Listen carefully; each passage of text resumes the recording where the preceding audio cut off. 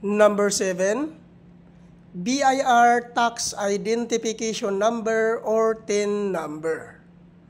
At regarding naman po doon sa hindi po nakapangalan sa inyo yung mga motor, ay kailangan nyo lang po magdala ng authorization letter.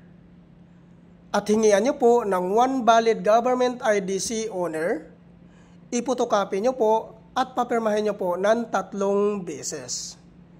At tungkol naman po doon sa mga sikanhan po na pagkabili ng kanilang mga motor, ay kailangan nyo lang po magdala ng deed of sale. Kailangan po guys, nakanotarize po yun.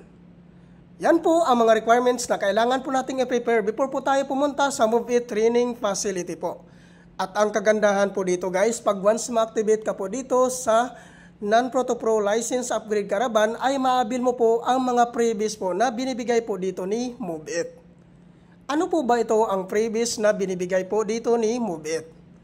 Ang number 1 po na freebies dito guys, which is yung free helmet. Wow! Number 2, free 2 jersey. Wow! Number 3, free raincoat. Number 4, free 2 weeks zero commission. Ano po ba ito ang tinatawag na free 2 weeks